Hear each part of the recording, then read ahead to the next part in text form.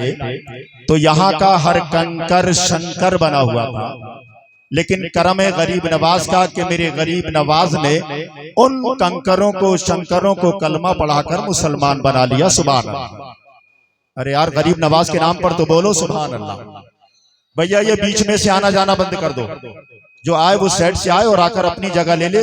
آنے والا جب آتا ہے تو پڑھنے والے کو ڈسٹرب ہوتا ہے۔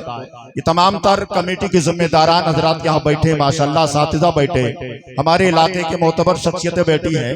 شہر کانپور کے دامن میں رہنے والی ایک آواز سراخان رسول جناب سیف رضا کانپوری مکمل تیاری کے ساتھ بیٹھے۔ میرا دل چاہتا ہے میں غریب نواز کی محبت میں ایک شعر پڑھ دوں، اگر آپ کی اجازت ہو تو سننے کے لیے تیار ہیں؟ ہاتھ اٹھا کے بولیے یا رسول اللہ۔ آپ حضرات بھی بولیے یا رسول اللہ۔ کڑکتی دھوپ ہے پھر بھی وہ چھاؤں چھاؤں آتا ہے، کڑکتی دھوپ ہے پھر بھی وہ چھاؤں چھاؤں آتا ہے، وہ خود کو بھول جاتا ہے جو تیرے گاؤں آتا ہے۔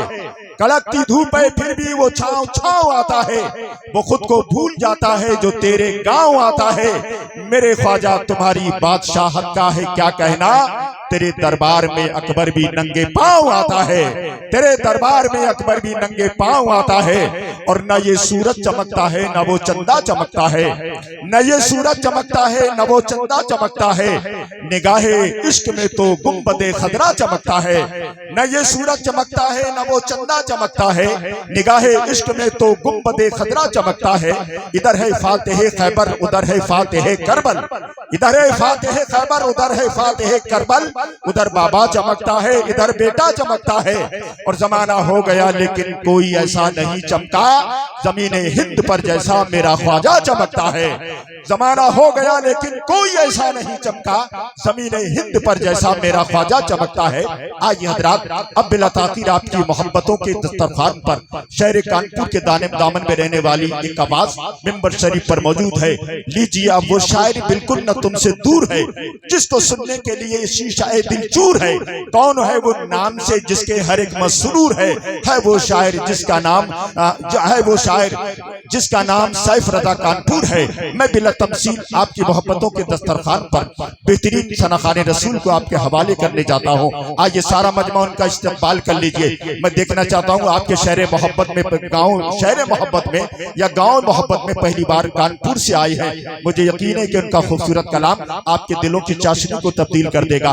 سارا مجمع دونوں ہاتھوں کو اس شان کے ساتھ اٹھائیے کہ واقعی میں محسوس ہو ہم کسی شہر یا گاؤں میں نہیں بیٹھے بلکہ گنبد خضرا کی ٹھنڈی ٹھنڈی چھاؤں میں بیٹھے ہیں۔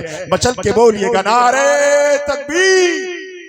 ماشاءاللہ آگے کے لوگ بول رہے ہیں پیچھے والے خاموش۔ انہوں نے کرسی کو یہ سوچ کر دبا لیا جیسے ایک نوجوان قبر کے اوپر بیٹھا تھا۔ مثال کے طور پر ہمارے حافظ نام علی صاحب ادھر سے گزر رہے تھے، بولے نوجوان تمہیں شرم نہیں آتی، یہ قبرستان ہے اور قبر کے اوپر تم بیٹھے ہو؟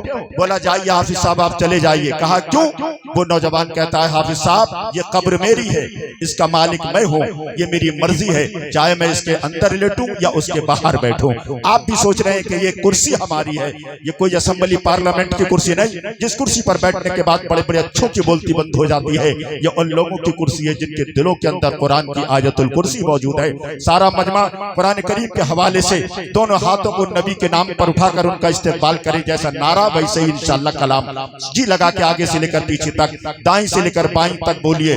اور آپ بولے نہ بولے نبی کی نعت کا شعر سن کر، لیکن قادری تو یہ کہتا ہے اسی کو سید کونین کی امداد کہتے ہیں، اسی کو سید کونین کی امداد کہتے ہیں، نبی کی نعت پر جبریل زندہ باد کہتے ہیں، نبی کی نعت پر جبریل زندہ باد کہتے ہیں۔ آئیے بلند آواز سے بولیے گا نعرہ تکبیر، نعرہ رسالت، مسلک اعلی حضرت، محسن کائنات کانفرنس، جشن دستار بندی، جامعہ رضویہ زینت العلوم، علماء اہل سنت، شاعر اسلام سیف رضا کانپوری، نعرہ تکبیر۔ ہم تو کچھ دیر ہنس بھی لیتے ہیں، ہم تو کچھ دیر ہنس بھی لیتے ہیں، یہ ہمیشہ اداس رہتا ہے اور جسم ہندوستان میں ہے لیکن دل محمد کے پاس رہتا ہے۔